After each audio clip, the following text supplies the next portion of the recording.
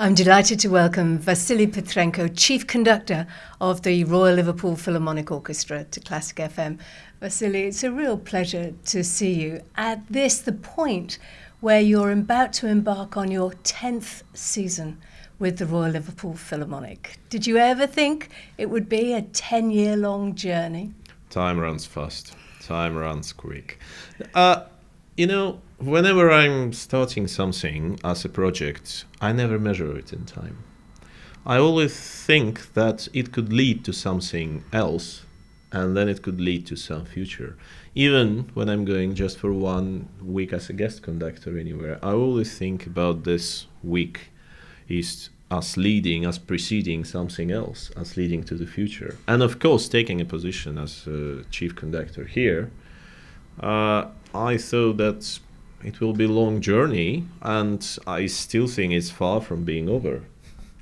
I still think that there's so many things we can do better, so many things we can improve, so many things we can deliver, so many pieces we can play, that may be lifelong. Who knows? The music is eternal. The music doesn't measure itself by the minutes or by the hours or by the days. The music is eternity. And let's talk Tchaikovsky, the brand new Royal Liverpool Philharmonic Orchestra album, the Tchaikovsky Album. So you're making it clear from the offset exactly what we're going to get. How do you feel about Tchaikovsky and his music? Is he proud? Is he favourite of yours?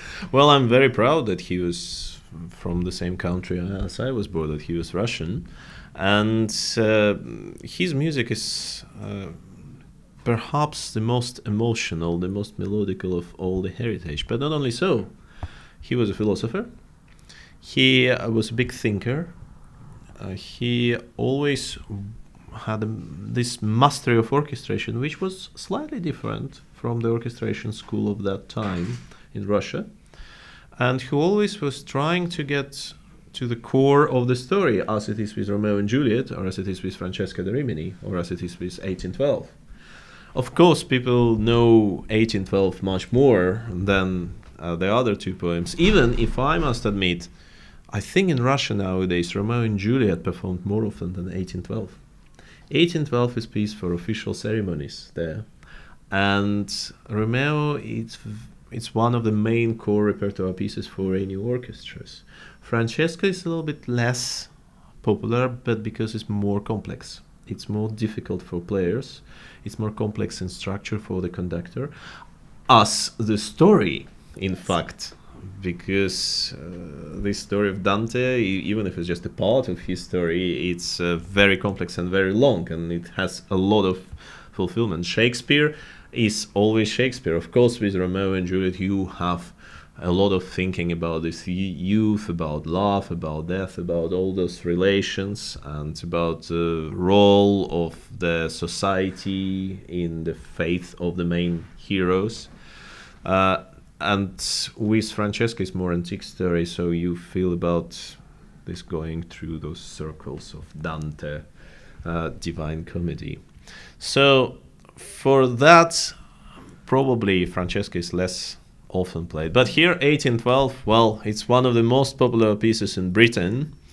It's very interesting that in America, it's almost official piece for Independence Day. That's a surprise. Yeah, every orchestra plays it there, which I couldn't figure out why this exactly, because I think it's nothing to do the history behind the piece is nothing to do with United States. But it's played there very, very often. You've given us a wonderful summary of each of those really beautiful and, as you say, very different symphonic poems.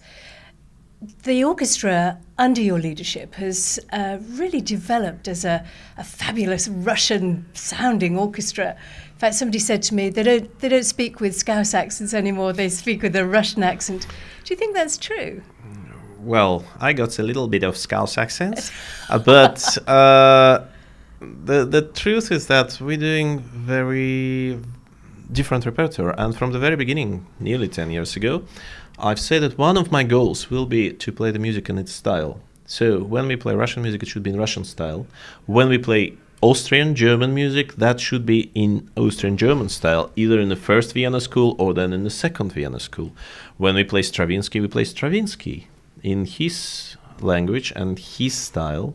When we play French music, which is actually perhaps the most difficult for British orchestras to master French music, we do need to go into the French style of playing. Every time we're reaching something, every time we, right from the beginning of rehearsal, I'm reminding them that every time you need to think about what composer was thinking about, what time he was living, what footsteps he was following, and what tradition he or she was growing from.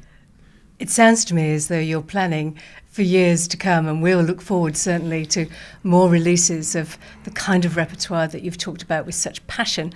But let me bring you back to Tchaikovsky just finally. He is so revealing. He is a composer who wears his heart on his sleeve.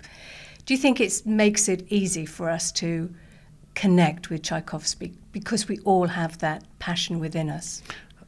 Of course, it's very easy, and because he, perhaps, in all history, he was one of the greatest melodists. He was really gifted by writing a melody which everybody remembers.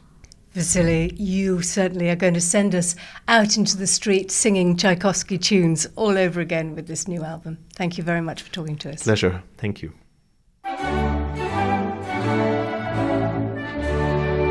This is Classic FM.